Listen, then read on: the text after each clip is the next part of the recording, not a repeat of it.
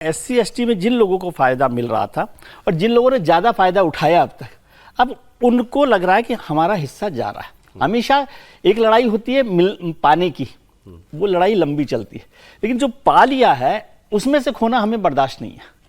Actually ये लड़ाई को ऐसे समझना चाहिए कि SC/ST के रिजर्वेशन में जिन जातियों ने उसका ज्यादा हिस्सा खा लिया या जिनको ज्यादा हासिल हो गया या लड़ाई से हो गया, जैसे भी समझिए, अब वो नहीं चाहती कि भाई इसमें से मेरे हिस्से में से कुछ जो पीछे रह गए। लेकिन ये भी क्लियर बार बार करें हम कि बाहर से कोई नहीं आ रहा उसमें हिस्सा। नहीं, ये केवल SC/ST का, ये तो उसी ब्रैकेट के अंदर उसी ब्रैकेट का, ये अपर कास्ट का या OBC का झगड़ा नहीं है, ये SC/ST का है। लेकिन SC/ST में अपर कास्ट हो गए ना, क्या इतनी प्रॉब्लम क्यों है पार्टियों को? भाई उसका स्वागत करें फैसले। नहीं, उनको डर लग रहा है कि भाई ये वोट बैंक जो पावर अभी एक्चुअली क्या है, जिनके पास ये मिला हुआ है वो पावरफुल कास्ट हैं, वो पावरफुल पॉलिटिकल पार्टीज हैं, वो पावरफुल पॉलिटिकल लीडर्स हैं। तो अभी उनको भरोसा लग रहा है कि इनको यदि हमने छेड़ दिया, इनसे कुछ इधर उधर हो गए तो हमारा नुकसान हो जाएगा, हमारा वोट बैंक जाएगा। हाँ, इसलिए आपने देखा खड़गे साहब भी बड़ा आराम से बोले।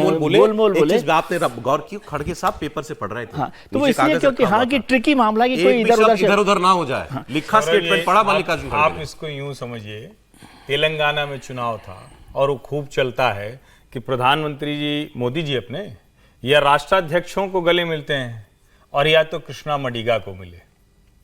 वहां एक जाति में जाति वर्गीकरण जिसकी कहते हैं, वो लड़ाई ही वही लड़ रहे हैं और प्रधानमंत्री नरेंद्र मोदी उसका समर्थन मंच पे कर आए हैं। तेलंगाना के चुनाव के समय वो सबसे बड़ा मुद्दा था।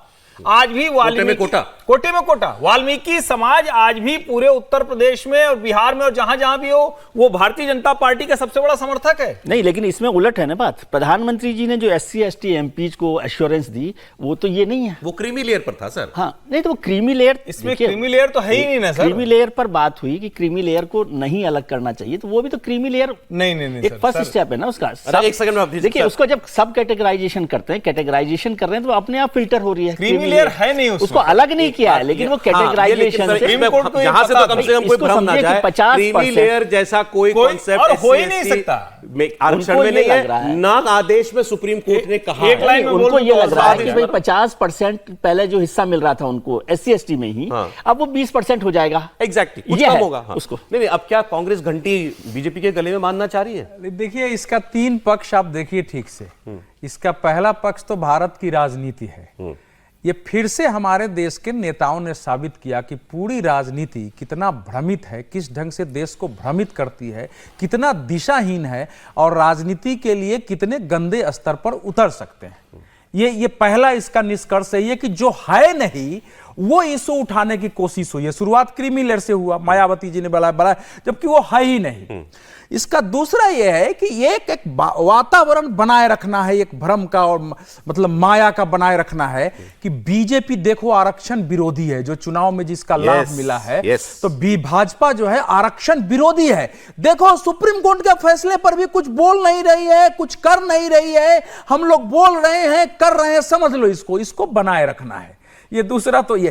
तीसरा इसका जो पहलू ये है कि जो बाकी साथियों ने कहा है कि जो एक विशेषाधिकार वर्ग, प्रिविलेज्ड क्लास, आपने अगर फ्रांस की क्रांति को पढ़ा है तो उसमें जो सबसे ऊपर वर्ग होता था, 3 स्टेट, फर्स्ट स्टेट उसको कहा जाता था, तो जो प्रिविलेज क्लास है उसकी एक समस्या हुई। शुरू में सब चुप थे, लेकिन जब 1-2 नेताओं ने बोला तो सभी पार्टियों में होड़ मच गई। कोई देखने के लिए तैयार नहीं है कि जो कुछ कहा जा रहा है उसमें कुछ विवेक, कुछ सच्चाई है या नहीं है।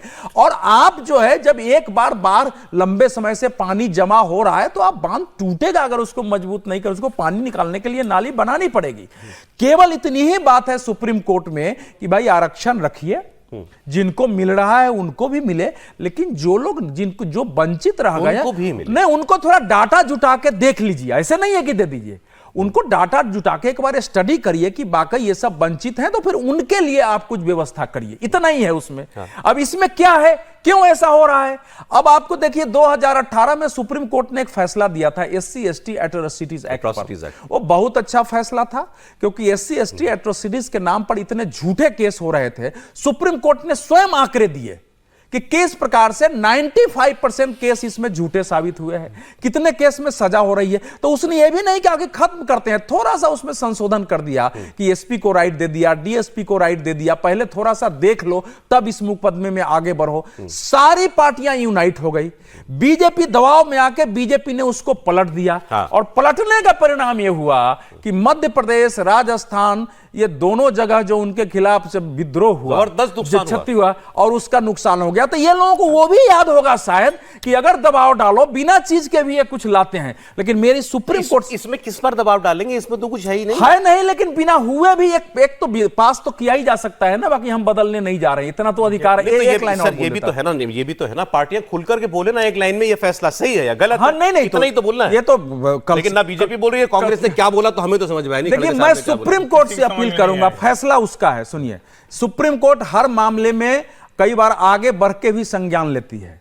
सुप्रीम कोर्ट के ही अपने उस बेंच को बैठा करके और ये एक बताना चाहिए कि हमारे फैसले का ये गलत अर्थ लगाया जा रहा है, हमारा फैसला ये है। सुप्रीम कोर्ट बोलेगा तभी इसमें शांति आएगी। क्लैरिफाई करना चाहिए, बिल्कुल करना चाहिए। सुप्रीम कोर्ट का काम थोड़ी है। सुप्रीम कोर्ट क्लैरिफाई करेगा, लेकिन पार्टियां क्लैरिफाई नहीं करेंगी कि वो सुप्रीम कोर्ट का जो जजमेंट आया, जजमेंट तो क्लियर है ना। सरकार के वकील सुप्रीम कोर्ट में रहते हैं, वो क्या बताते नहीं कि सुप्रीम कोर्ट का निर्णय क्या है। पार्टी को पूरा पता रहता है कि सुप्रीम कोर्ट ने जो निर्णय दिया वो क्या निर्णय है, लेकिन राजनीतिक दलों को राजनीति करना है, सुप्रीम कोर्ट को राजनीति नहीं करना है। सुप्रीम कोर्ट जो समाज के हित में होगा वो बात करके अलग हो जाएगा।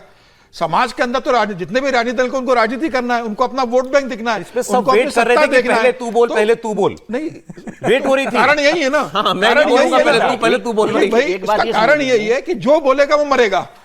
बोले तो मरे, ना बोले तो मरे। तो अभी चुप ही रहो, अभी शांत रहेंगे तो मौन में हमारी सहमति भी है, मौन में हमारी असहमति भी है।